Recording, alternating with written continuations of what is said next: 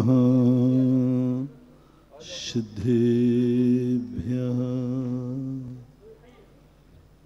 जय श्री ओम नमः सिद्धेभ्यः।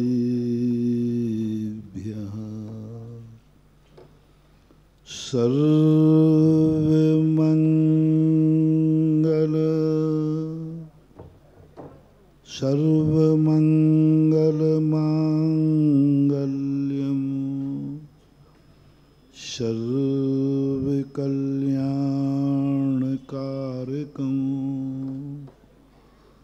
प्रधानं सर्वधर्माणां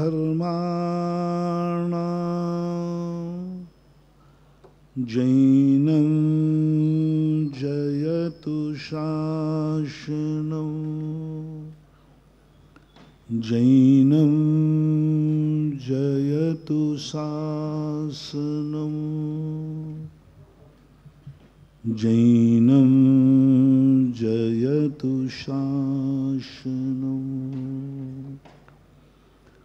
पंच परमेष्टि भगवान की, आचार्य श्री गुरुवर कुंद कुंद महाराज की, आचार्य श्री गुरुवर विद्यासागर महाराज की, हम सभी के आराध्य निराटक शर्मण मुनि पुंगव सुधा सागर जी महाराज की जय हो, की जय हो।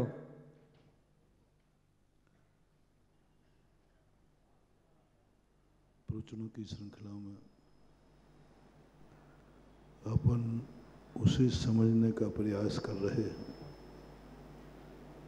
जो आज तक हमें समझ में नहीं आया। जो चीज समझ में नहीं आती है उसी को समझाने के लिए गुरु की जरूरत होती है। जो जिंदगी में हम नहीं कर पाते हैं उसी कार्य को करने के लिए भगवान की जरूरत होती है। जो हमारी जिंदगी में संभव नहीं हो पाता है उसी के लिए गार्जियन की जरूरत होती है। जो हम नहीं सोच पाते हैं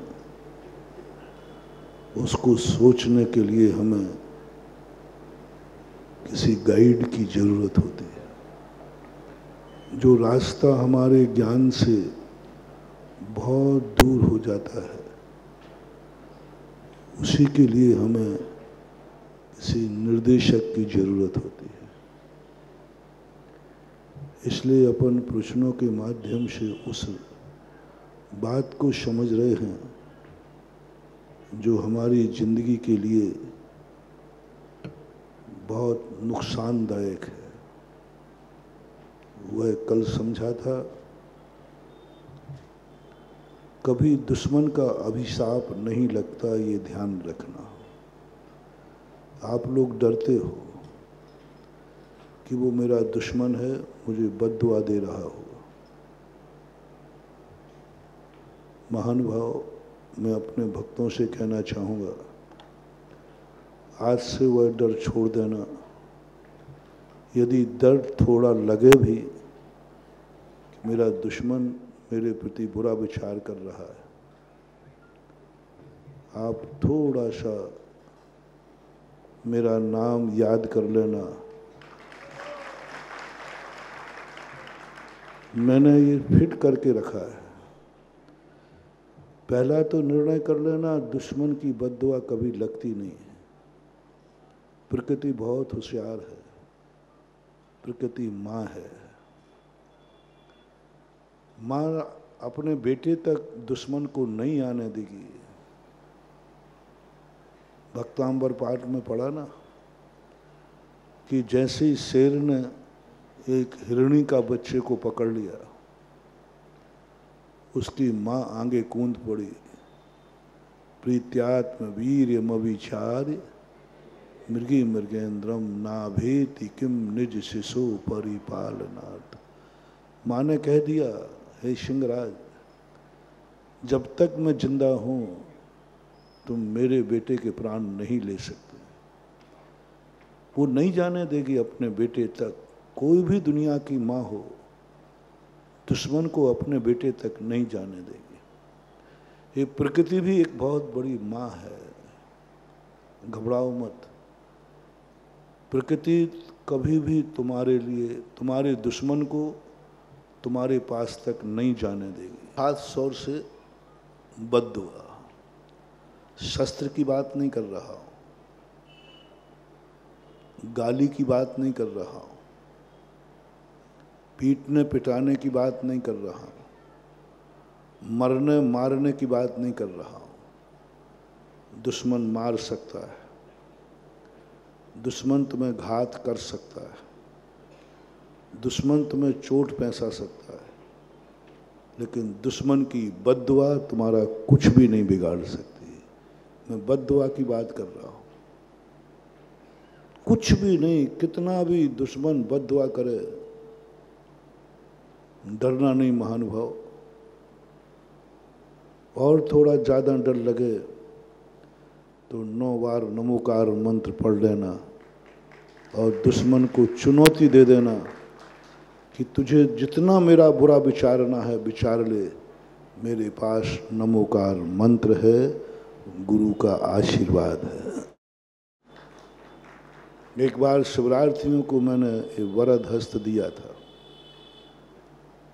बस तुम कभी भी किसी दुश्मन की बात कहे तो तुम अपने शिवरार्थी को साक्षी कर लेना, मैं शिवरार्थी हूं,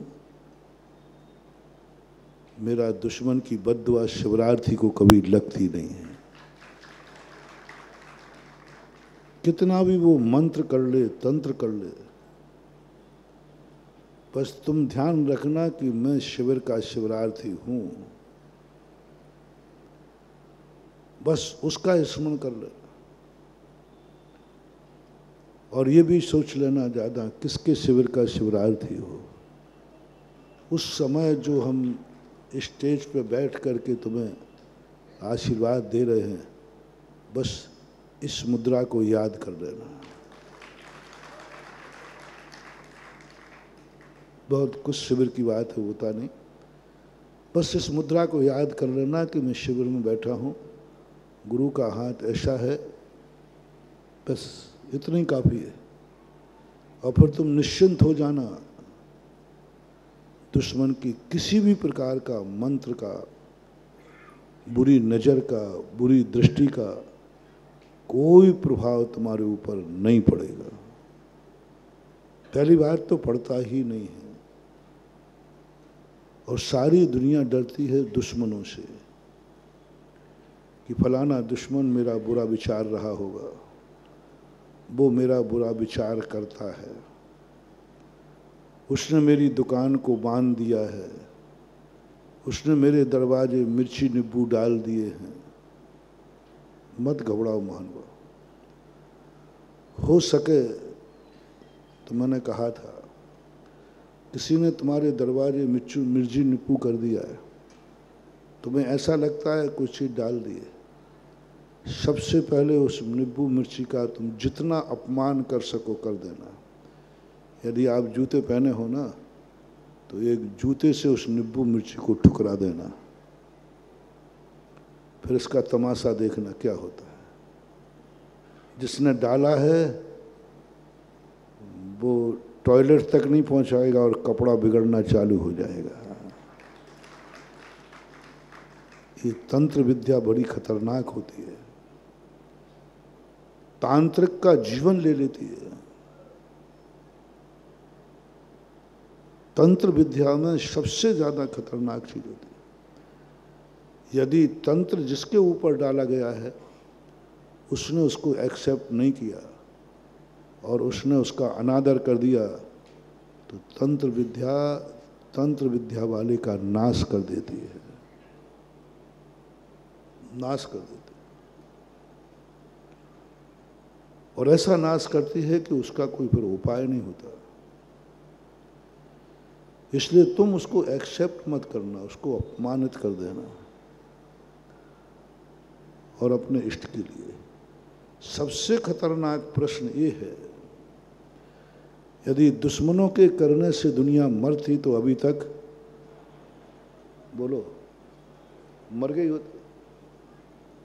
दुनिया के दुश्मनों के कहने से दुनिया बर्बाद होती तो अभी तक तो बर्बाद, क्योंकि कोई ना कोई किसी ना किसी रूप में किसी का दुश्मन तो है ही।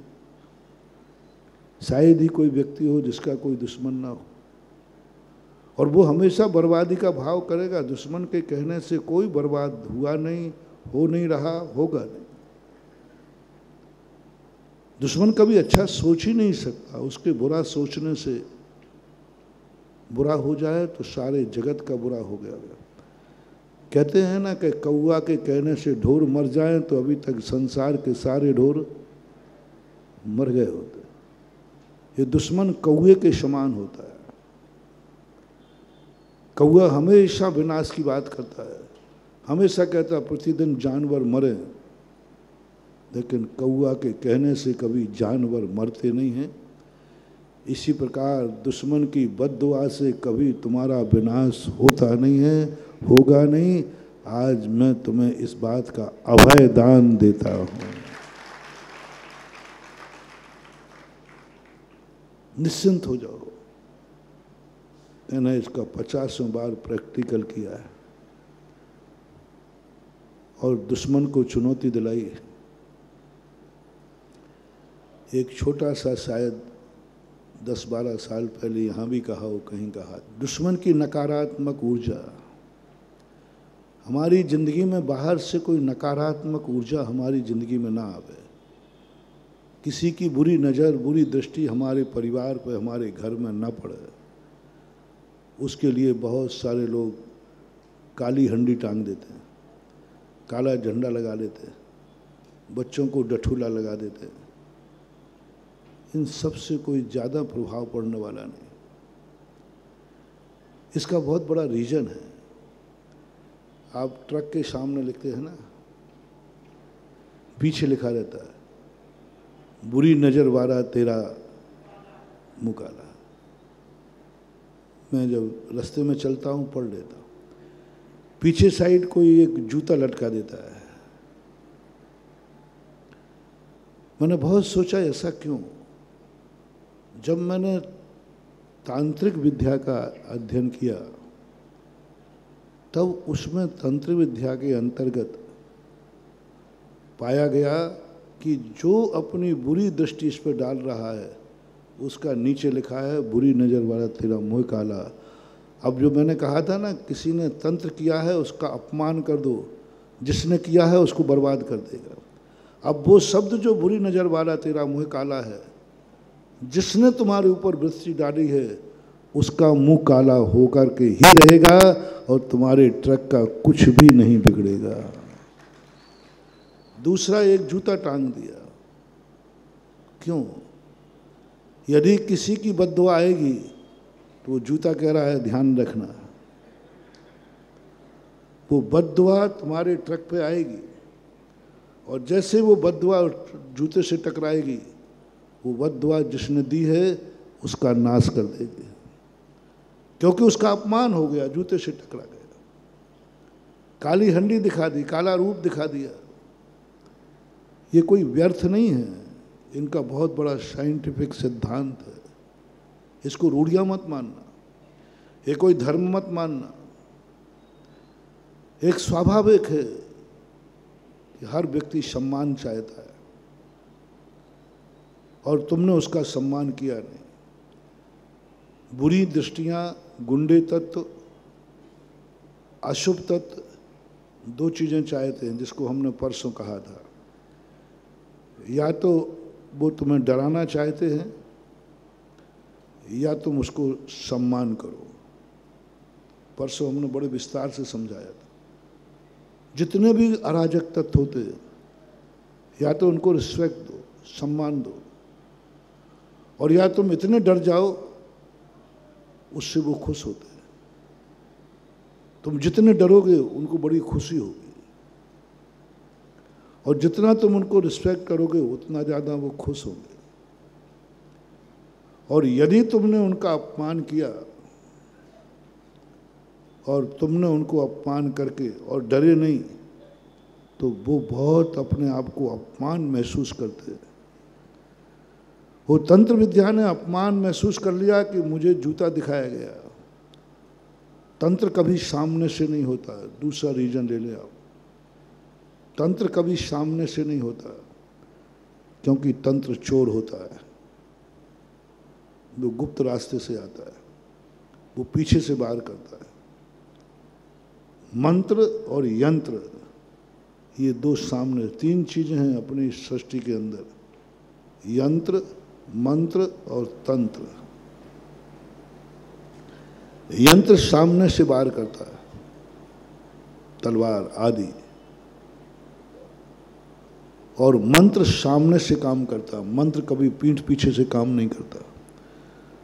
कितना भी शक्तिवान मांत्रिक हो, उसका मंत्र कभी पीठ पीछे काम नहीं करता। और तंत्र विद्या एक ऐसी है जो सामने से काम नहीं करती, पीठ पीछे बाहर करती, चोरी से छुप करके बाहर करती। वो कभी सामने नहीं आएगा तंत्र विद्या वाला। कभी तंत्र करने वाला तुम्हारे सामने तुम पता ही नहीं कर पाओगे कि तो तांत्रिक है, क्योंकि वो तंत्र चोरी से किया जाता है। और जब पीछे से बाहर आता है तो उस स्थिति में वो अपने आप को, आगे कोई नहीं लिखता बुरी नजर वाले तेरा मुख काला हो। किसी ट्रंक के आगे लिखा देखा? कहाँ लिखते हैं? पीछे लिखते। तो ये बहुत बड़ा शायद सिद्धांत है कि पीछे ही लिखना तुम, क्योंकि तंत्र विद्या बुरी नजर पीछे से आएगी, सामने से नहीं आएगी। तिरछी निगाहों से बुरी नजर होता है, खुली आंख से। खुली आंख से कभी किसी की नजर नहीं लगती। तिरछी आंख से जो देखता है उसकी नजर लगती है। तिरछी आंख से देखना यानी बुरा है, ताकना है। देखना बुरा नहीं है। कोई तुम्हें देख रहा है, आप बिल्कुल मत डरिए। दुश्मन भी देख रहा है तो बिल्कुल मत डरिए, लेकिन ध्यान रखना कोई तुम्हें ताक रहा है। देखो भालो, तको मत, एक नीति है। देखो, कोई वस्तु देखने की है, देखो, उसको देखने के कोई मना नहीं। वस्तु है और आंख है तो वस्तु देखने की है, लेकिन देखने के साथ साथ ताको मत। ताकना खतरनाक है। देखना तो हमारा स्वभाव है, आंख खुलेगी तो दिखेगा, लेकिन ताकना बुरी नजर है। देखो भालो, तको मत, ताकना बहुत बुरा होता है। देखना कोई बुरी बात नहीं है। जो अच्छी वर्षन लिखी रहती है वहाँ लिखा रहता है ब्यूटी बट नो टच। ये वस्तु बहुत सुंदर है, लेकिन उसको छूना मत, क्योंकि छूते ही गंदी हो जाएगी। Beauty but no touch. वस्तु अच्छी है, देखो, देखने के लिए ही है। अच्छी वस्तु देखने के लिए ही है, लेकिन नो टच, उसे ताको मत, छुओ मत। ताकना नहीं, छुप करके नहीं देखना, खुली आंख से देखो, ताको मत।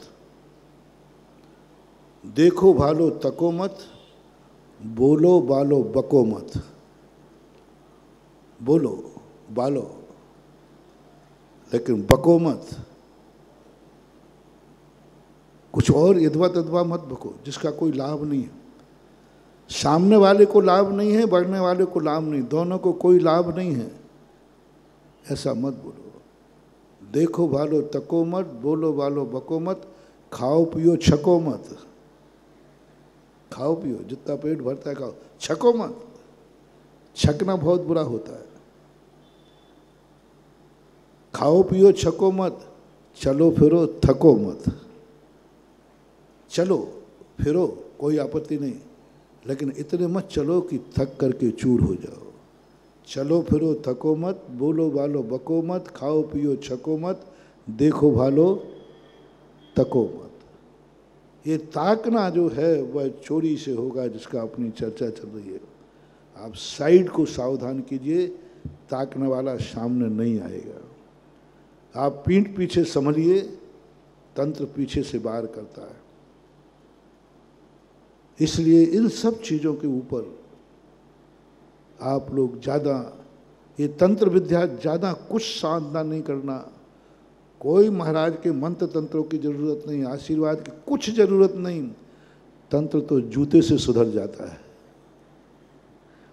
काहे को गुरु का आशीर्वाद खराब कर दे। तंत्र तो जूते से मान जाता है, तंत्र गाली से मान जाता है। उसे नमोकार मंत्र का प्रयोग नहीं करना, उसे तो इतना ही कह रहा बुरी नजर वारा तेरा, बस अशुभ शब्द से ही निपट जाता है। इतनी सी बात। लेकिन जिस बात की अपन चर्चा कर रहे हैं उससे तुम बेखबर हो। सबसे बड़ी बद्दुआ भी 2-3 दिन से चल रही है। स्वयं की नजर, स्वयं की बद्दुआ, स्वयं का अभिशाप खतरनाक है। इसका कोई उपाय नहीं है। सबसे ज्यादा अपनी जिंदगी में यदि किसी की बद्दुआ है तो खुद की, खुद का अभिशाप है तो खुद का, तुम्हारी खुद की किस्मत का, तुम्हारी खुद की शक्तियों का, जो तुम्हारा खुद का है। जब मैंने इसको खोजा तब सारी दुनिया के रहस्य मुझे पता चल गए कि तुम इतनी मेहनत करके सफल क्यों नहीं हो रहे हो। मैं तुम्हारे साथ हो रहा हूं, मैं जिंदगी की साधना लगा रहा हूं कि कई बार तुम लोग रोते हुए आते हो। इतनी दया आती है कि हे भगवान, जिंदगी भर मैंने जितनी तपस्या की है मैं अपनी तपस्या इसके दुख मिटने के लिए आहूत करता हूं। इसका दुख मिट जाए, इसका दुख मिट जाए। लेकिन मेरी तपस्या स्वीकार नहीं की जाती। उन्होंने कहा आपकी तपस्या से भी बड़ा अपराध है इस पर। एक साधु की जिंदगी भर की तपस्या वो अभिशाप को नहीं काट पाएगी। यानी वो अभिशाप तुम्हारी जिंदगी में जो है वो एक साधु की तपस्या से भी ज्यादा मजबूत है, ज्यादा मजबूत। उसके लिए मैं आशीर्वाद देता हूँ, नमोकार मंत्र देता हूँ, गंधोदक देता हूँ। आप भक्तांबर पढ़ लेते, सारे उपाय कर लेते हैं, फिर भी सफल नहीं होता है। कई बार मन में होता है कहीं शास्त्रों में गलत तो नहीं लिखा है। कई लोग कहने लग जाते महाराज शास्त्रों में लिखा था कि नमोकार मंत्र की अचिंत महिमा है, बड़े बड़े संकट दूर हो गए। फिर नमोकार मंत्र में सेठ सुदर्शन को उतार दिया, सती सीता को उतार दिया, अंजना को उतारा, सबको ऐसा सुना है। लेकिन मैंने तो 1 करोड़ मालाएं फेर ली, कुछ भी सुधार नहीं हो रहा है। सुना है कि भक्तांबर के ताले 48 ताले पढ़ने से, श्लोक पढ़ने से 48 ताले टूट गए थे। मेरा तो सांकल भी नहीं खुद रही है। इतने साल हो गए भक्तांबर पढ़ते पढ़ते महाराज जी। कई लोग हैं ऐसे भी हैं, महाराज आप कहते हैं कि भक्तांबर में आ जाओ, संकट हो कुछ भी आ जाओ, लेकिन मैं तो प्रतिदिन आता हूँ, मेरा संकट तो ज्यों कहते हैं।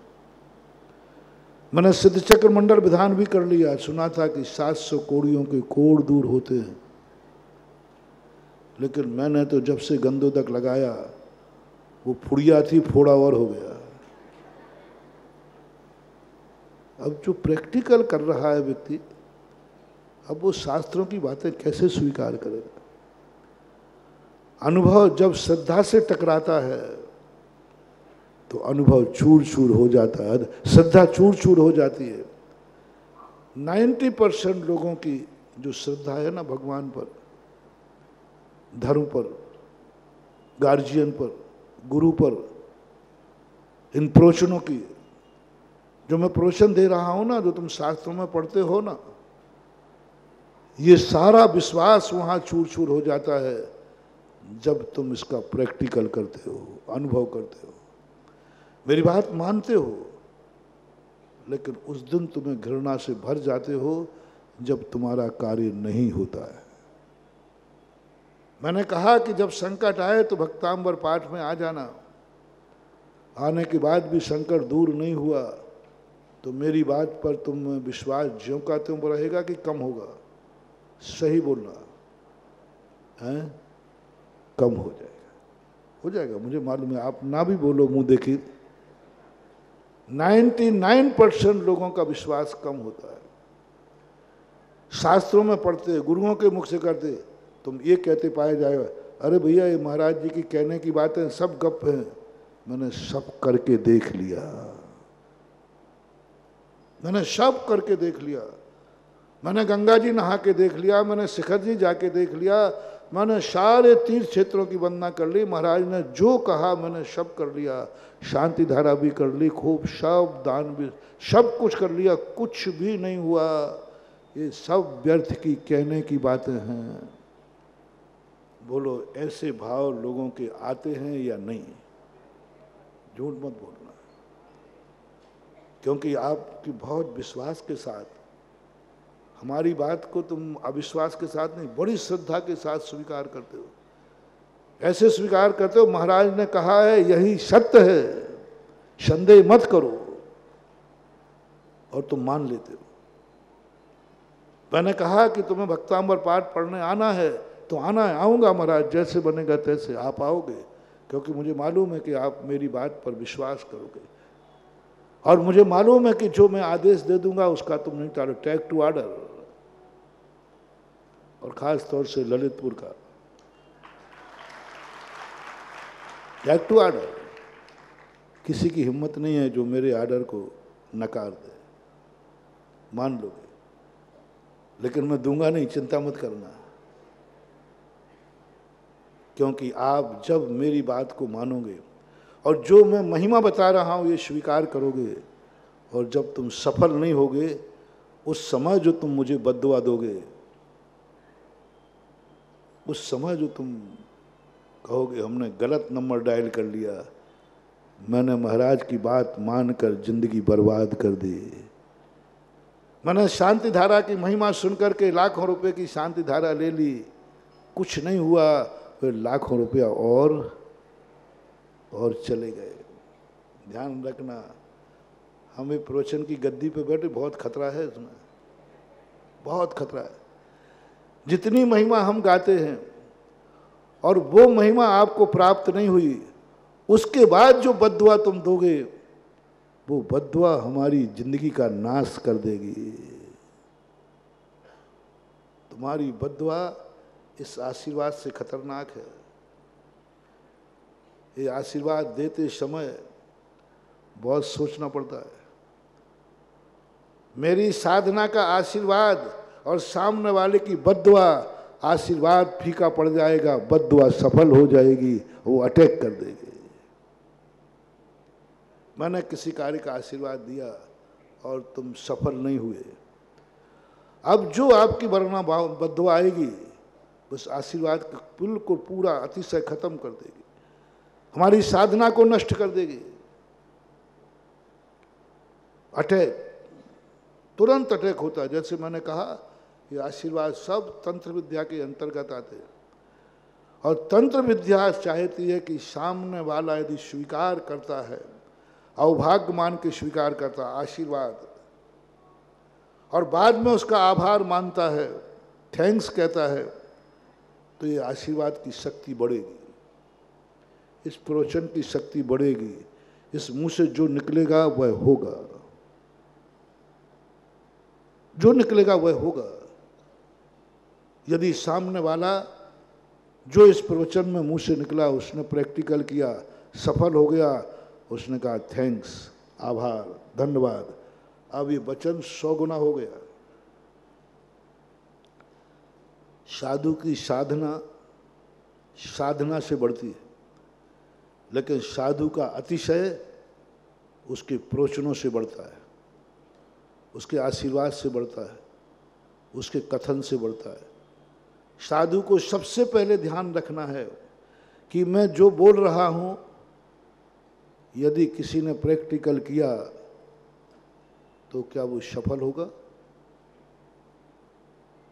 बोलना रिस्पेक्ट चाहता है, उपकार करना रिस्पेक्ट चाहता है। किसी भी चीज में किसी व्यक्ति से आप कोई भी संबंध बनाओ, संबंध बनाते समय आपको यही देखना है वो तुम्हारा आभार मान रहा है, ओहो आप मेरी जिंदगी में आ गए, नहीं तो मेरी जिंदगी क्या होती। ये शब्द यदि तुम्हारी जिंदगी में सामने जिससे तुमने संबंध बनाया है, यदि उसने ये दुआ दे दी, जाओ ये संबंध जन्म जन्म तक भी कभी टूटने वाला नहीं, तुम कभी अनाथ नहीं बनोगे। किसी भी माता पिता का संबंध, यदि माता पिता को ये भाव आ गया मैं धन्य हो गया ऐसा बेटा पा करके, धन्य हो गया, मैंने कितना पुण्य किया जो ऐसा बेटा पाया, बस बेटे को और कोई साधना नहीं करना, बेटे को 100 भव तक क्या जन्म जन्मांतरों तक तुम कभी अनाथ नहीं होगे। मात्र एक शब्द पिता के मुख से कहलवाना जिंदगी में, माता पिता तुम्हें पाकर धन्य हुए हैं कि नहीं। उनको यह महसूस हुआ कि मैं कितना भाग्यशाली हूं, मेरा ऐसा बेटा है। ये सबसे बड़ा वरदान और सबसे बड़ा अभिशाप माता पिता ने कह दिया, कहाँ का बेटा पैदा हुआ, इससे अच्छा तो निपुता रह जाना ठीक था, जाओ अब इस अभिशाप का कोई दुनिया में तोड़ नहीं है, कोई तोड़ नहीं। इसलिए अपनी जिंदगी को बहुत संभालना। सब कुछ करते समय हम लोग पोषण करते समय ये ध्यान रखते हैं, ये पोषण खतरनाक है, ये पोषण खतरनाक है। ये चतुर्मास में बैठना, तुम्हारे यहाँ चतुर्मास करना खतरनाक है। जंगल में चतुर्मास करना खतरनाक नहीं था, वहाँ कोई ज़्यादा खतरा नहीं था।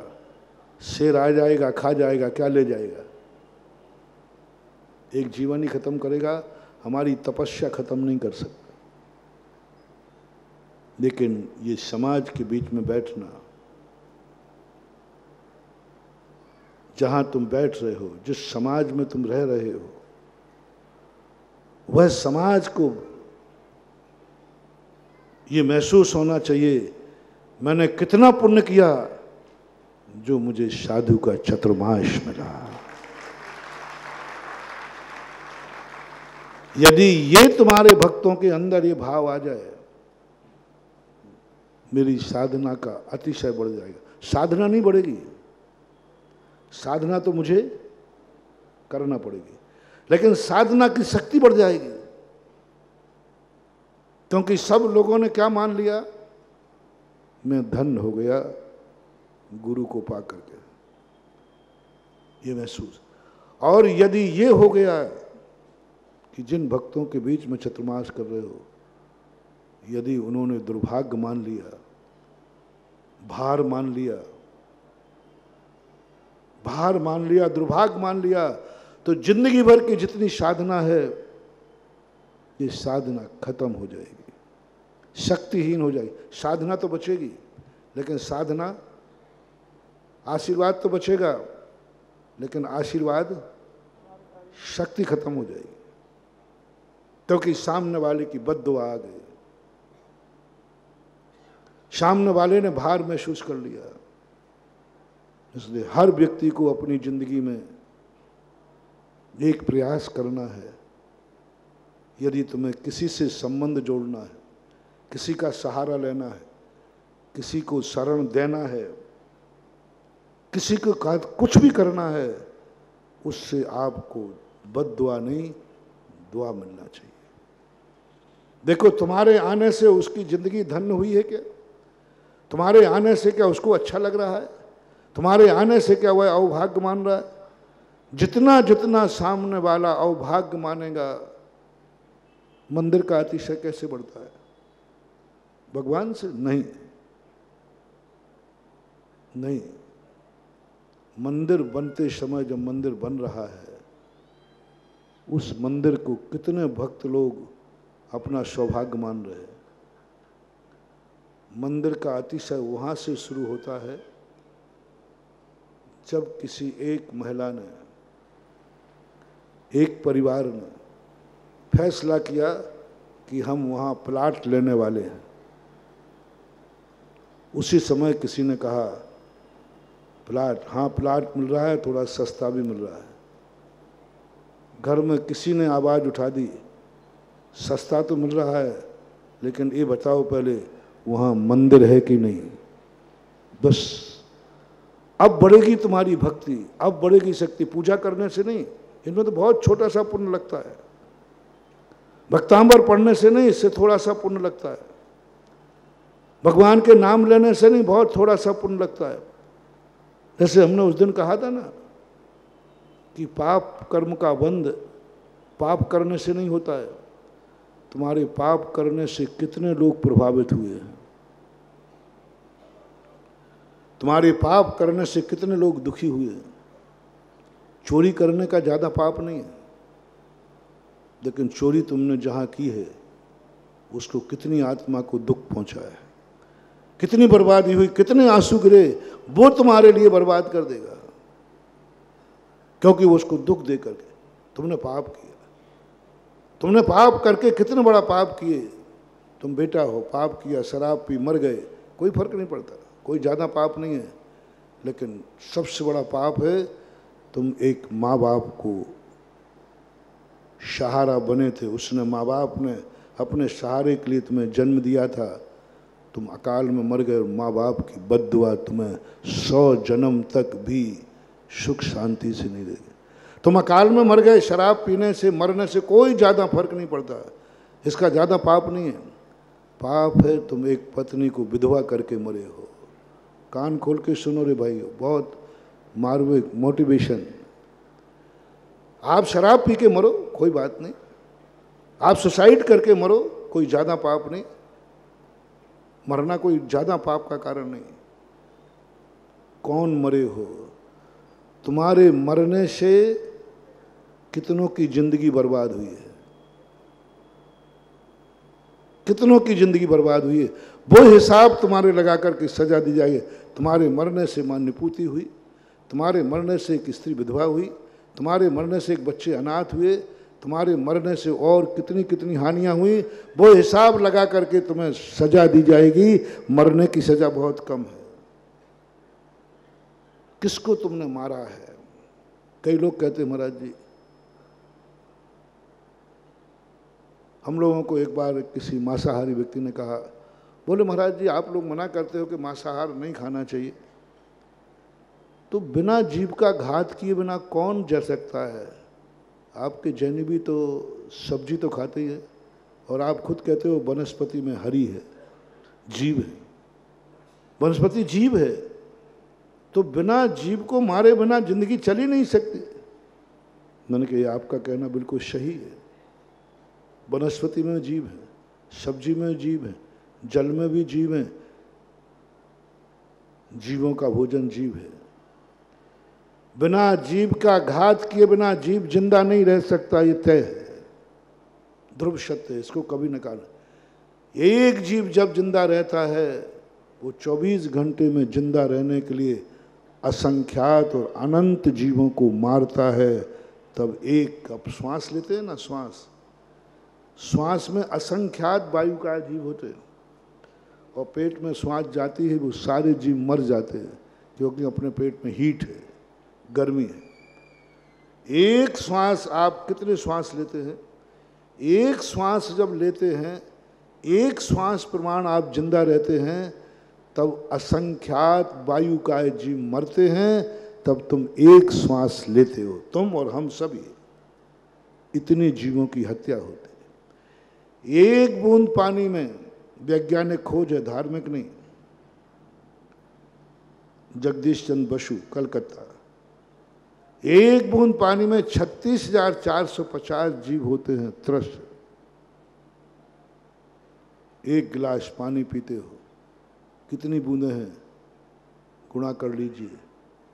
24 घंटे में कितने जीवों की हत्या करते हो, तब तुम पानी का उपयोग कर पाते हो। कोई संदेह नहीं, नकारना नहीं इस बात को। वनस्पति एक पत्ते में अनंत जीव होते हैं, और देख लो आप कितनी पत्ती खाते हैं, सब्जी खाते हैं, अनंत जीवों को मारते हैं। प्रकृति का नियम है कि जीव जीव के बिना जिंदा रह ही नहीं सकता। अनंत संख्या जीव मरते हैं तब एक दिन की जिंदगी बनती है, चाहे तुम्हारी हो, चाहे हमारी हो, चाहे भगवान की हो। तो उन्होंने प्रश्न किया, महाराज इसी बात पर से मैं आपसे प्रश्न कर रहा हूं कि सारा संसार जीवों को मार के खा, बिना जीव के नहीं रह सकता, तो आप मांसाहार का निषेध क्यों करते हैं? मैंने कहा इनको धार्मिक शास्त्रों से न समझाया जाए, इनको इनकी भाषा में समझाया जाए। मैंने कि भाई सभी जीवों का मारना बराबर है आपकी दृष्टि में? हाँ महाराज बराबर, जीव तो जीव होता है। तो मैं आपसे पूछना चाहता हूँ, एक व्यक्ति ने एक चींटी का मर्डर कर दिया, कौन से थाने में FIR लिखाऊं? जीव तो जीव ही है। एक चींटी का मर्डर कर दिया, मार दिया, एक मच्छर को मार दिया, कौन से थाने में FIR लिखाऊं? कौन सा कानून है चींटी को मारने वाले की, कौन सी सजा है? बोलो। और दुनिया में उसकी कितनी निंदा होगी। हम जैसे साधु लोग निंदा करेंगे और करेंगे तो कहना महाराज जी एक मच्छर मार दिया तो कौन सा अपराध कर दिया? मैंने कि मच्छर जीव है कि नहीं? जीव है। और मैंने कि एक व्यक्ति ने जाकर किसी मनुष्य को मार दिया, दोनों जीव बराबर है। एक ने चींटी का मर्डर किया है, मक्खी का मर्डर किया है, एक ने मनुष्य का मर्डर किया है, इन दोनों में अंतर क्या है? कानून से बताओ। चींटी के मारने पर भी 302 धारा लगना चाहिए, क्योंकि उसने मनुष्य को, दोनों को एक समान सजा होना चाहिए।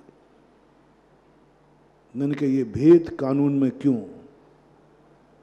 ये प्रकृति में भेद क्यों? और एक व्यक्ति ने साधारण मनुष्य को मारा है और एक व्यक्ति ने किसी बड़े ओहदे पर बैठने वाले को मारा है, दोनों की बराबर सजा होना चाहिए।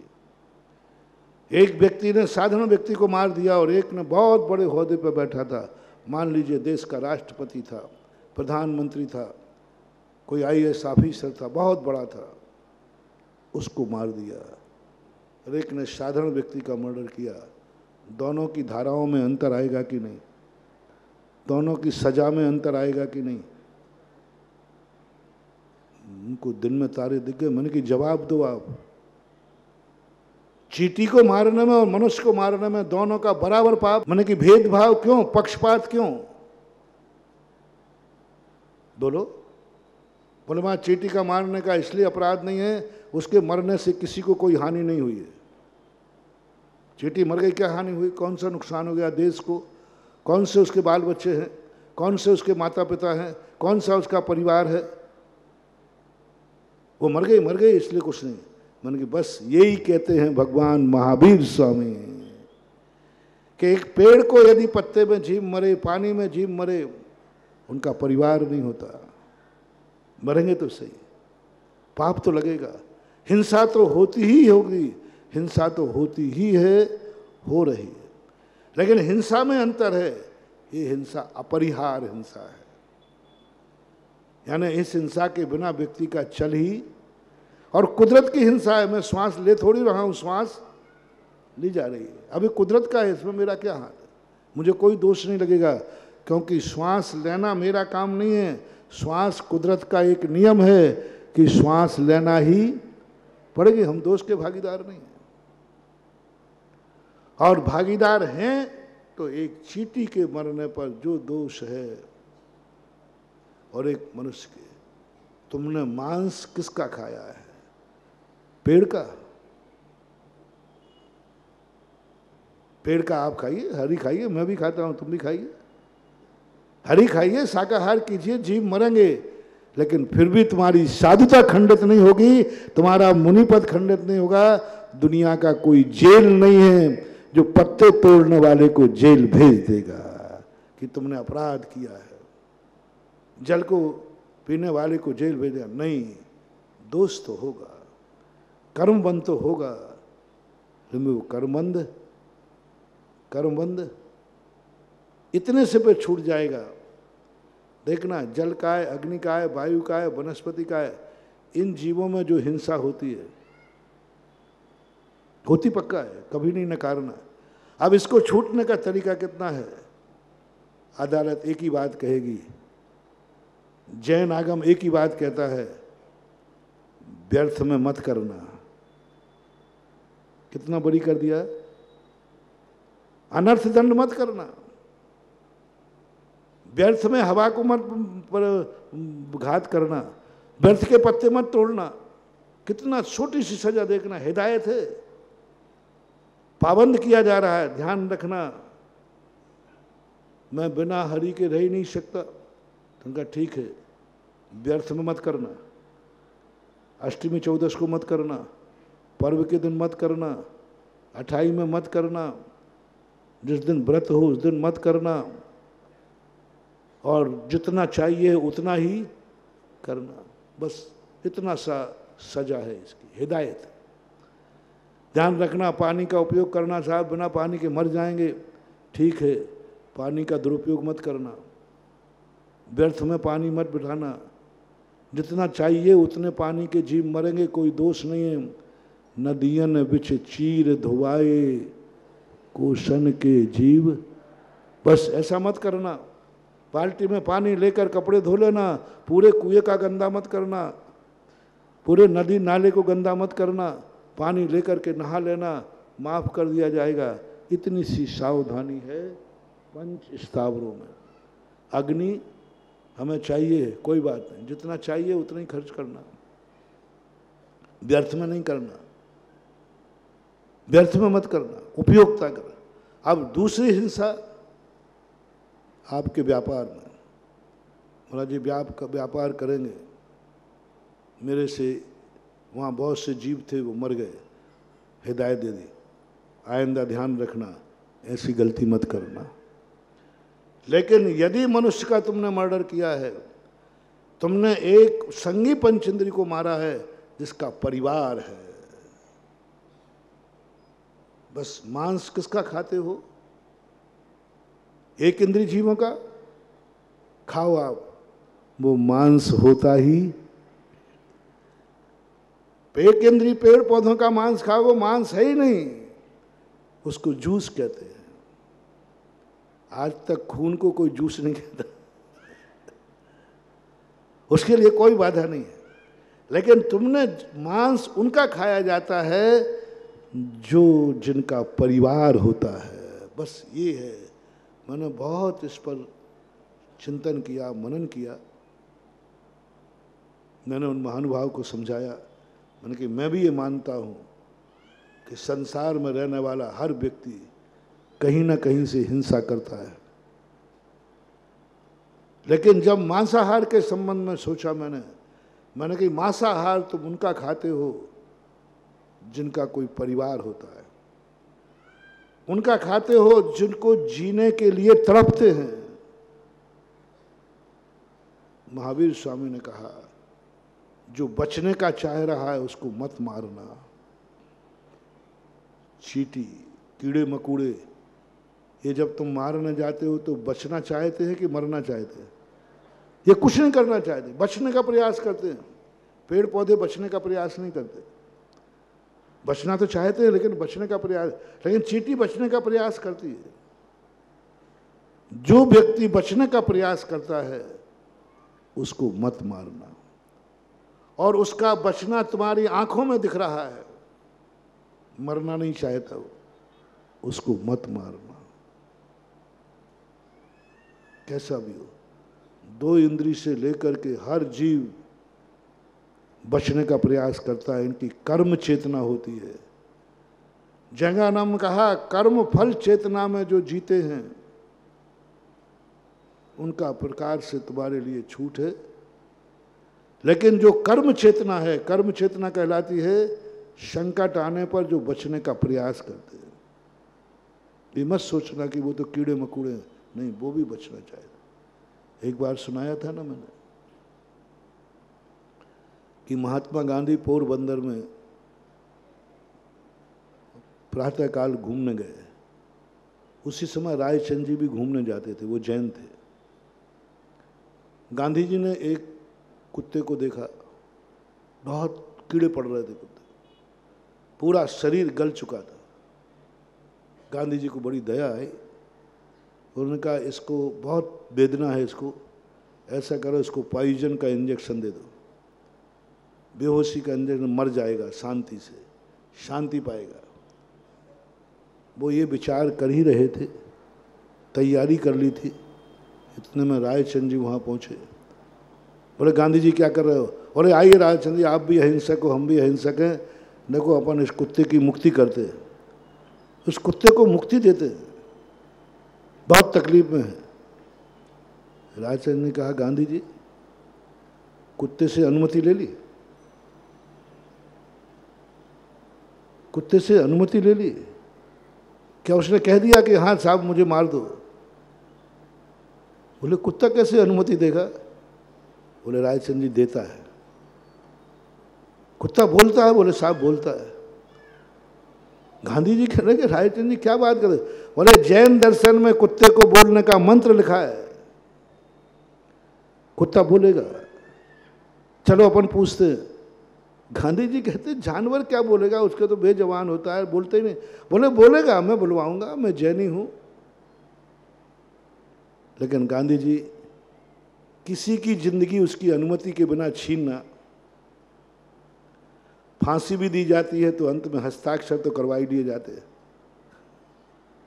हैं। फांसी भी दी जाती है तो परिवार वालों से हस्ताक्षर तो तुम नहीं करोगे तो वकील को करना पड़ते।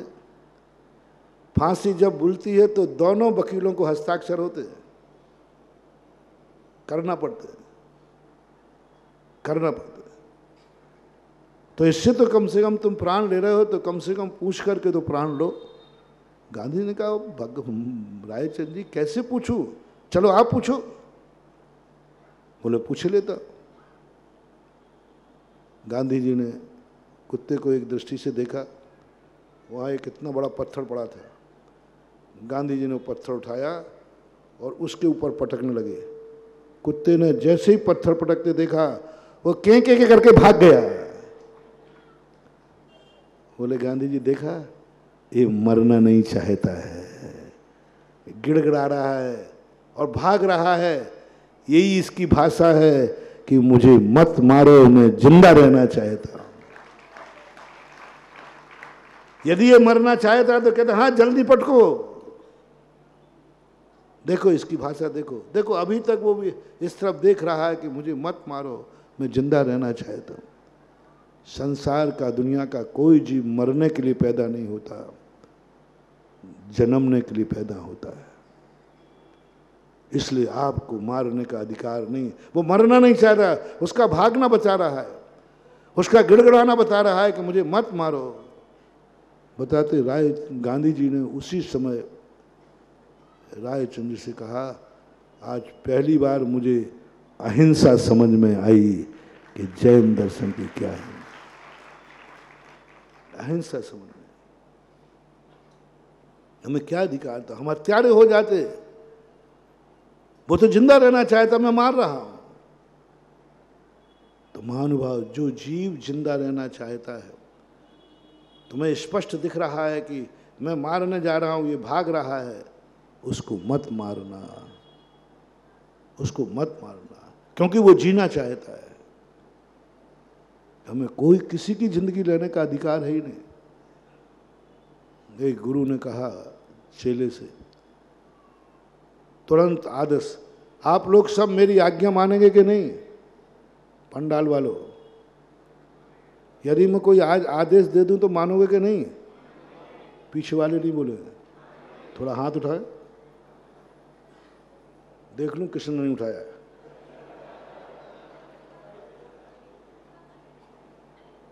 सब माने। वचन खाली तो नहीं जाएगा। उस गुरु ने भी समाज अपने विद्यार्थियों से यही पूछा था, और गुरु भक्त थे, उन्होंने कहा था जो आपकी आज्ञा होगी, कहो तो शीश काट के कहो तो शीश काट दूंगा, कहो आप तो मरो तो मर जाऊंगा, ये सब आप कह दोगे। यदि मैं मरने की कहूं तो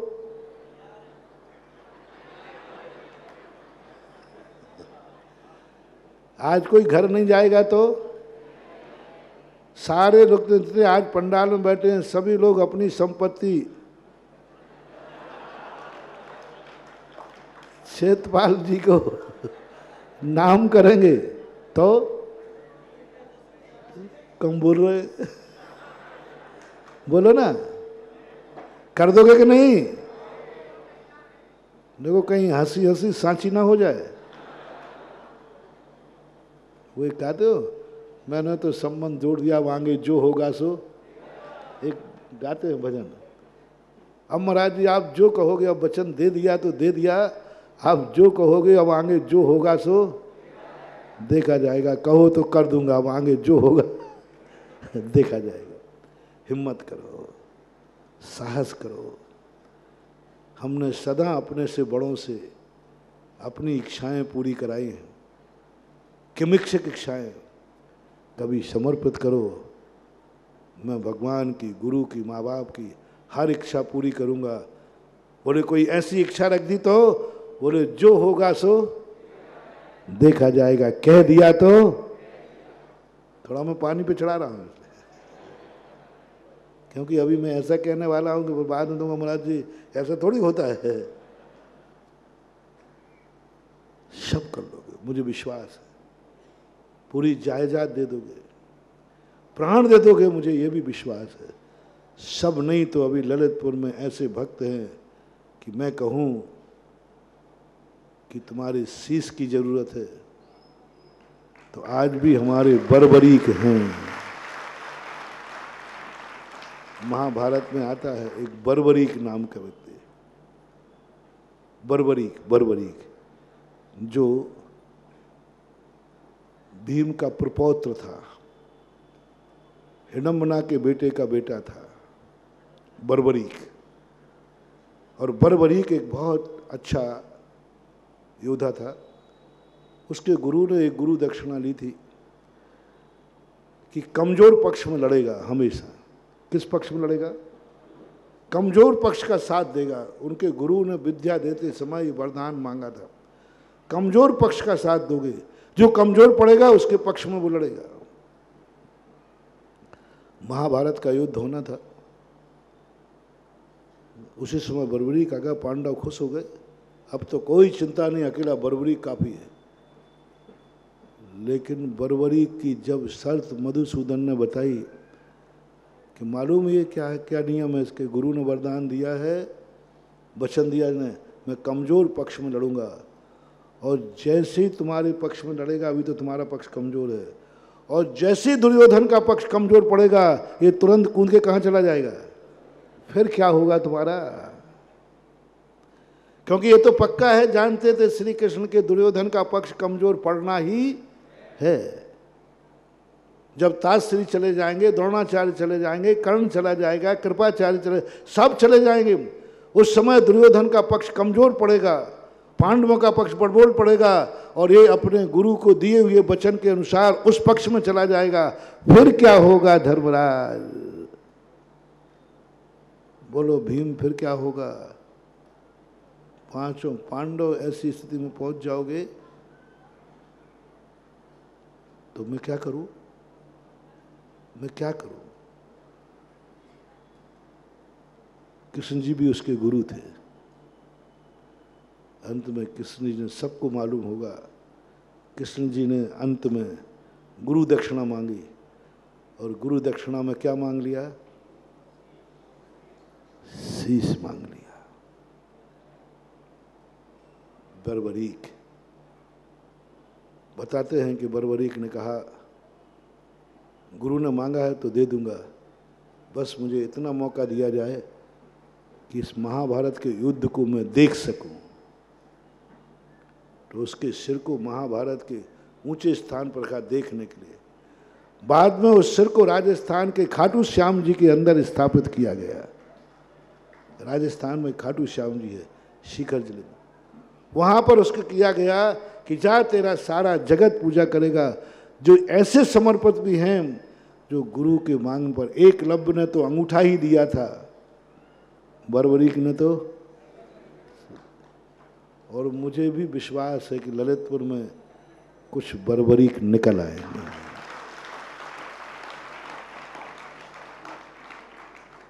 एकलव्य में तो बहुत निकल आएंगे।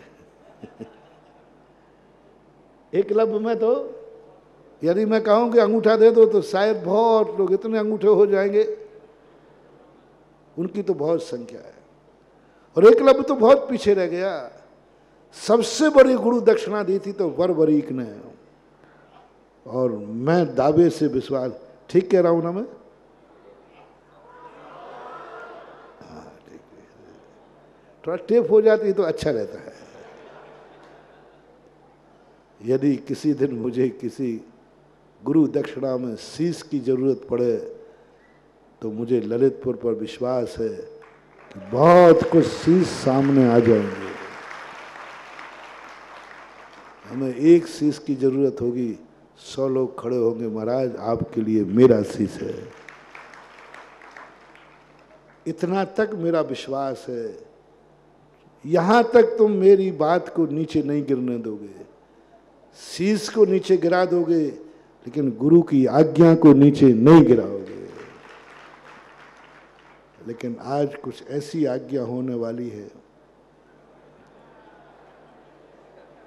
जो इससे भी ऊपर होगी, शीश से भी ऊपर होगी, धन दौलत से भी ऊपर होगी, जिंदगी से बहुत बड़ी ऊपर होगी और बहुत छोटी सी होगी। तुरंत आदेश दिया गुरु ने गुरुकुल में अपने, जाओ सभी गुरु शिष्यों को टेक टू ऑर्डर दिया जाता है, जितने जल्दी हो सके सामने वाले पेड़ से एक एक पत्ता तोड़ के लाओ, जल्दी एकदम दौड़े। मिनट नहीं लगा, सब लोग पत्ते लेके आ गए। गुरुदेव आपकी आज्ञा, पहली आज्ञा। जाओ अब दूसरी आज्ञा दी जाती है, सभी लोग एक पत्ते को ज्यों का त्यों उस पेड़ में जोड़ के आओ, ज्यों का त्यों जोड़ के आओ। जहां से तोड़ा था, जैसा हरा था, जैसा वो संचार हो रहा था वैसा ही इसको जोड़ के आओ, जैसा था वैसा करके आओ। सुनते नहीं हो सब लोग। और अभी कह रहे थे गुरु की जो आज्ञा होगी, अभी क्या कहा था आपने? गुरु की जो आज्ञा होगी वो मानेंगे। अब सब क्यों खड़े हो? सबने नीची गर्दन कर ली। ये कैसे होगा गुरुदेव? ये कभी हुआ है? मरा व्यक्ति कभी जिंदा हुआ है? पेड़ का टूटा पत्थर कभी पेड़ में जुड़ा है? ये तो आप ऐसे ही कह रहे हैं जैसे प्राण निकलने के बाद कहते हैं इस मुर्दे को जिंदा करो। गुरुदेव जो हो ही नहीं सकता, ऐसा आर्डर आपने क्यों दिया? हो ही नहीं सकता। आप मुझे भस्म करना चाहो तो कर दो, इस आज्ञा का पालन आप लोग कर सकोगे?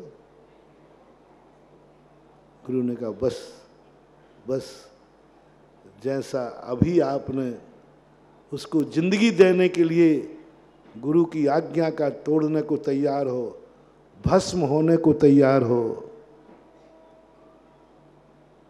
गुरु का क्रोध सहन करने को तैयार हो, काश इतना ही पहले तोड़ते समय कहते गुरुदेव मैं किसी की जिंदगी ले नहीं सकता, आपकी आज्ञा का उल्लंघन हो तो आप मुझे भस्म कर दो, लेकिन मैं किसी जिंदगी नहीं ले सकता। यदि ये बात आप उस समय बोल देते तो आज सारे जगत में अहिंसा का शंखनाद होता और समझ लेते कि हमारे जगह विद्यार्थी सब धर्म को जानते हैं। शिक्षा ये लेना है, जब हम किसी को जिंदगी दे नहीं सकते तो किसी की जिंदगी लेने का क्या अधिकार है? ये पहले सोचना चाहिए था। काश क्या मैं पत्ता तोड़ रहा हूं, क्या इसको जिंदगी दे पाऊंगा? क्या मैं ये पत्ता लौटा पाऊंगा? ये आपने नहीं सोचा। और जो ये सोच लेता है, जैन आगम में अविरत सम्यक दृष्टि, उसको कोई भी आज्ञा दे, उसको कोई मतलब नहीं टेक टू ऑर्डर। जैसे मिलिट्री वाले होते ना, उनको कोई मतलब नहीं गोली किस पे चलाना है, उनको कोई मतलब नहीं किसको अरेस्ट करना है, उनको तो उनके बॉस ने ऑर्डर दिया है बस। सैनिक कुछ भी नहीं, उसको पढ़ाया ही जाता है, तुम्हें कुछ नहीं करना, तुम्हारा कमांडर जो कह रहा है वो करना है। ये अविरत सम्यक दृष्टि होता है। हम कुछ नहीं जानते, गुरु ने कहा है वो ठीक है, जो नहीं बनेगा मना कर दूंगा। लेकिन वृत्ति कहता है गुरु की हर आज्ञा मानना जरूरी नहीं है, राजा की हर आज्ञा मानना जरूरी नहीं। भरत चक्रवर्ती ने एक बार सोचा कि हमारी अयोध्या में कितने वृत्ति हैं, कितने प्रतिमाधारी हैं, कितने अंधे भक्त हैं, कितने मेरे प्रति समर्पित हैं, अंधे समर्पित, एस मैन जैसे आप लोग कहते हो। ज्यादातर व्यक्ति अपनी जिंदगी में किनको पसंद करता है? एस मैन को, एस मैन को। पुलिस एसपी है, अपने थाने में किनको पसंद करेगा? S man. आप लोग अपने घर में दादाजी एस मैन, पंचायत का पदाधिकारी अंचल बैठा है, किसको पसंद करे? मंत्री बैठे। यदि तुम्हें किमिक्षिक दिया जाए कि तुम अपनी पंचायत कमेटी बना लो तो किनको भरोगे? एस मैन को। गड़बड़ मत बोलना, ये अपना है, एस मैन है, मैं जो कहूंगा वो करे। नहीं हर व्यक्ति क्या चाहता है? हमारी कंपनी में हर व्यक्ति एस मैन हो। ये संसार की नीति है। घर से, परिवार से, नौकरी से, पंचायत से, विधानसभा, लोकसभा, राष्ट्रपति, सब व्यक्ति एक ही चाहते, एस मैन। देश का नेता भी चाहता सारे विधायक कौन से हों? बस कुछ नहीं, हम रबड़, सारे विधायक रबड़ हो, रबड़ मोहर हो, जहां कहें वहां ठोक दे। एस मैन चाहिए तुम्हें। ये सारी दुनिया यही चाहती। भरत चक्रवर्ती ने कहा कितने लोग अच्छे हैं और कितने लोग एस मैन हैं। कितने लोग अच्छे हैं जो कहें कि नहीं साहब आप मेरे राजा हैं, लेकिन मैं ये कार्य नहीं कर सकता हूं, आपको जो दंड देना है दीजिए। ऐसे कितने लोग हैं। भरत चक्रवर्ती ने एक ऐसा हॉल बनाया, पंडाल बनाया, उसमें सब में घास फूस बिछा दिया, जीव जंतु बिछा दिए, घास बिछा दिया, फूल पत्तियों का आता है, और इधर आके बैठ गया, कहीं से कोई रास्ता नहीं है। और कहा सारी प्रजा को आदेश दिया जाता है सब लोग मेरे पास तक आए, यहां होकर मुझे सबसे बात करना है। सबको भेंट दी गई, यहां भेंट चढ़ाना है।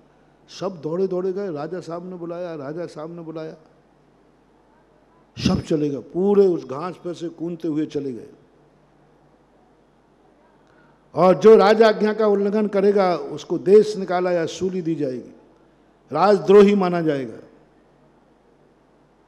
इतना चक्रवर्ती के कहने पर कौन मानने वाला था? सब आ गए, पूरे सब आ गए, सबको साइड में गए। ये एस मैन है, ये एस मैन है। कुछ लोग थे वो नहीं आए, बोले तुम लोगों को राजाज्ञा का ज्ञान नहीं है क्या? राजाज्ञा क्या है आपके पास आने का? तो आते क्यों नहीं हो? मैं नहीं आ सकूंगा। तो राजाज्ञा के उल्लंघन का क्या परिणाम है? बोले सूली। राजाज्ञा का ना मानने का परिणाम क्या है? देश निकाला, देशद्रोही। मालूम है तो फिर क्यों नहीं आ रहा? मरना चाहते हो क्या? चक्रवर्ती ने तलवार निकाल दी। उनका साहब आप मार दीजिए, आपके पास आने में मुझे कोई आपत्ति नहीं है, लेकिन जिस रास्ते से बुला रहे हो इस रास्ते से नहीं आ सकता, क्योंकि इसमें घास फूस जीव जंतु हैं। मैं जीवों को मारने के लिए मार करके आपके पास तक नहीं, मर सकता हूं लेकिन किसी को मारूंगा नहीं। चक्रवर्ती ने बहुत लोभ दिखाया, भय दिखाया, लेकिन उन्होंने कहा साहब ना मुझे लोभ है ना भय है, आप तो मेरे प्राण ले लीजिए लेकिन मैं किसी के प्राण नहीं लूँगा। उसी समय चक्रवर्ती ने तलवार रखकर उनको दूसरे रास्ते से नहीं, स्वयं दूसरे से रास्ते से जाकर उनको गले लगाया और स्वर्ण सूत्र से सम्मानित किया। महापुराण जिनसेन स्वामी। वहाँ ये दिखाया गया कि ये जीव वो हैं जो कहते हैं हम किसी को जिंदा नहीं कर सकते तो मारने का अधिकार नहीं है, हम किसी को सुख नहीं दे सकते तो दुखी करने का अधिकार नहीं है। ऐसी बात तुम्हें सोचना चाहिए, पहली बात। दूसरी बात, उन जीवों को तुम मांस खाते हो जिनका कोई है, परिवार है, जो परिवार हैं, जो एक दूसरे के मरने पर रोने वाले हैं। पशुओं का, पशु का परिवार होता है, वो अपने बेटों से कितना प्यार करते हैं, कितना प्रेम करते हैं, उनको तुम मारते हो। अपराध की धारा बढ़ती जा रही है, अपराध की धारा बढ़, जैसे चींटी और मनुष्य के मारने पर आपके कानून में पक्षपात है, ऐसे ही धर्म में हरि के जीवों को मारने में और किसी पशु की जिंदगी को मारने में इतना ही अंतर है। उन्होंने इतना, हमारा जो पहली बार समझ में आया, अभी तक तो मैं यही समझता सभी जीव मारते, हम कौन सा मारते। मैंने कि अब अंतर समझ में आया कि नहीं, एक भिखारी को मारने में और राष्ट्रपति को मारने में, एक चींटी को मारने में और एक मनुष्य को मारने में कितना अंतर है। सजा बदली, कानून बदला, सब कुछ बदल गया, फांसी मिल गई। एक ने मर्डर किया, FIR भी नहीं लिखी गई, और एक ने ऐसा मर्डर किया कि फांसी पे चढ़ा दिया गया, काला पानी भेज दिया गया। क्यों? क्योंकि इसकी उपयोगिता कितनी है, इसका उपयोग कितना हुआ, इससे नुकसान कितना हुआ, किन किन लोगों की हानि हुई, उसके अनुसार पाप का बंध होता है। ऐसा समझे, ऐसा समझे। मैंने कि यदि समझ में आ गया क्या? बोले महाराज बहुत अच्छी तरह समझ में आ गया। मैंने कहा नहीं आया। मैंने कहा भाई तुम्हें समझ में नहीं आया। बोले महाराज ये आ गया ना, कह रहा हूँ आ गया। मैंने कहा नहीं आया। यदि आ गया होता तो अभी खड़े होकर कहते आज से मेरे मांसाहार का त्याग है। उन्होंने कहा महाराज आ गया, मैं विचार ही कर रहा था, मैं सोच रहा था कि ये नियम पल जाएगा कि नहीं। मैंने क्यों नहीं पलेगा, जो बात समझ में आ गई। उन्होंने उसी समय मांसाहार का त्याग किया, बाद में पूरे परिवार का त्याग कराया। 2 महीने 3 महीने बाद पूरे परिवार को, बोले मैं पूरे परिवार को, रिश्तेदारों का आपका प्रवचन ही सुनाता रहा, और सब ने आकर मांसाहार का त्याग किया। मैंने कही समझो बात के लिए उपयोगिता क्या है। अपना मूल प्रसंग चल रहा था। तुम्हें जन्म लेने का अधिकार है कानून में, मरने का अधिकार नहीं है। एक पेड़ को मरने का अधिकार है, एक चींटी को मरने का अधिकार है, कीड़े मकोड़ों को मरने का अधिकार है, एक पशु को अपना खुद का जीवन समाप्त करने का अधिकार है। लेकिन सारे विश्व के अंदर अभी ये केस चल रहा है, मनुष्य की किमिक्षिक मृत्यु के लिए अभी छूट नहीं दी गई। क्यों? जब पशु मर सकता है, उसके पशु ने कहा कि मैं मर सकता हूं, मर, तेरी जिंदगी आए तो मर, तो मर, जिंदा रहना है तो रे। अभी तक कोई पशु के मरने पर, स्वयं सुसाइड करने पर, हालांकि पशु सुसाइड करते ही नहीं है, सारी दुनिया में कोई मरना नहीं चाहता, मात्र किसी पशु ने सुसाइड की हो पता नहीं, पर कर सकता है, कोई कानून नहीं है।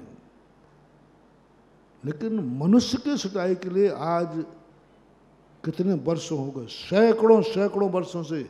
अंग्रेजों के समय भी ये कोर्ट केस हुआ था, अंग्रेजों की अदालत में भी एक एप्लीकेशन गई थी कि किमिक्षिक मृत्यु का, यदि कोई इच्छा से मरना चाहता है तो मरने का अधिकार दिया जाए। राजा महाराजाओं के समय भी ये हुआ, मरने का अधिकार मांगा गया, नहीं दिया गया। ऋषभदेव की सभा में मरने का अधिकार मांगा गया, अभय कुमार की सभा में मरने का अधिकार मांगा गया, और आज सारा विश्व की अदालत में एक एप्लीकेशन लगी है, सब अदालतों में एक एप्लीकेशन लगी है, मरने का अधिकार दिया जाए। जो परेशान है, जो मरना चाहते हैं, जो नहीं मरना चाहते, उनको नहीं, मरना चाहते हैं उनको अधिकार मरने का क्यों नहीं दिया जा रहा है? जन्मने का अधिकार है तो मरने का क्यों नहीं? मैंने जब ये पेपर में पढ़ा था कि अमेरिका में भी ये एप्लीकेशन है पर वो मंजूर नहीं कर पा रहे, क्यों? और दूसरी बात, माँ बाप ने भी एक एप्लीकेशन लगाई, बेटा उनका बहुत उद्दंड था, बहुत बेइज्जती कराने वाला था, तो जब मुझे जन्म देने का अधिकार है तो बेटे को मारने का अधिकार क्यों नहीं? नागिन को अधिकार है, नागिन अपने बच्चों को जन्म देती है, मार देती है। शेरनी यदि भूखी हो तो अपने बच्चों को मार देती है, लेकिन मनुष्य अपने माता पिता जब बेटे को जन्म दे सकते हैं, बिटिया को जन्म दे सकते हैं, तो मार क्यों नहीं सकते? मारने का अधिकार मिलना चाहिए। माँ बाप हैं, माँ बाप हैं, जब जन्म दे सकते तो मार सकते, उनके ऊपर छोड़ दे। लेकिन आज तक ये छूट मिली क्या? नहीं मिली। और माँ बाप अपने बेटे को मार दें तो अपराध है, सजा है। आजकल तो गर्भ में ही बच्चे को नहीं मार सकते, जन्म लेने के बाद वह संपत्ति माँ बाप की नहीं है। ना तो मर सकते हो ना तो मार सकते हो, मर भी नहीं सकते। सुसाइड करने वाला यदि बच जाए ना तो उसे सुसाइड का केस चलता है, वकील साहब, अपराधी माना गया वो। क्यों? कारण क्या है? क्या कारण है अपनी जिंदगी को खोने का? बहुत सोचने के बाद निर्णय हुआ कि तुम मरना चाहते हो, मर जाओ, कोई बाधा नहीं है, लेकिन तुम्हारे मरने से कितनी हानि है, तुम्हारे मरने से कितनी हानियां हैं। तुम जब जन्मे थे कितने अधिकार लेके जन्मे थे? पहले मरने वाले को बता दूं, जब तुम जन्मे थे जब कितने अधिकार लेके जन्मे थे? तुमने जब बेटे को जन्म दिया था कितने अधिकारों के साथ दिया था? उसकी लिस्ट आपको बनाना है, कितने अधिकारों के साथ, क्या क्या सोच के तुमने जन्म दिया था, वो रजिस्टर्ड है, कलमबद्ध बयान है। बेटे ने, बिटिया को जन्म देते समय तुमने क्या क्या ख्वाब सजाए थे, वे दुनिया में कैसेट है। यदि अब तुम मारने का भाव करते हो तो उतनी संभावनाओं की हत्या करते हो, इसलिए तुम अपराधी हो। तुम जब दुनिया में आए थे कितने अधिकार लेके आए थे? भारत का कोई व्यक्ति जन्म लेता है, कितने अधिकार हैं? राष्ट्रपति बनने का अधिकार, बोलो, नागरिक बनने का अधिकार, प्रधानमंत्री, कलेक्टर, एसपी, चौकीदार, चपरासी, XYZ, हर व्यक्ति का अधिकार है। जो तुमने जैन कुल में जन्म लिया, जन्म लेने का अधिकार, जन्म लेते ही तुम मुनि बनने का अधिकार रखते हो? क्या तुम रखते हो? रखते हो। और तुमने मरने का भाव किया तो तुमने अपनी हत्या नहीं की, एक मुनि की हत्या की है, ये पाप तुम्हारे खाते जाएगा। बहुत बड़ी चीज मान हुआ। आपका समय हो गया, इससे संबंध में अपन और समझेंगे कि अपने खुद की बद्दुआ, तुम अपने आप को कितना कीमती मानते हो। तुम अपनी जिंदगी का नाश नहीं कर सकते, जो मैंने प्रारंभ में कहा था, दुश्मन की बद्दुआ से डरना नहीं और खुद की बद्दुआ जिंदगी में कभी लेना नहीं। इसी संबंध में अभी अपन और विषय है और तुम्हें विस्तार से बताऊंगा कि तुम्हारी जिंदगी कितने अभिशापों से घिरी है। स्वयं के महावीर भगवान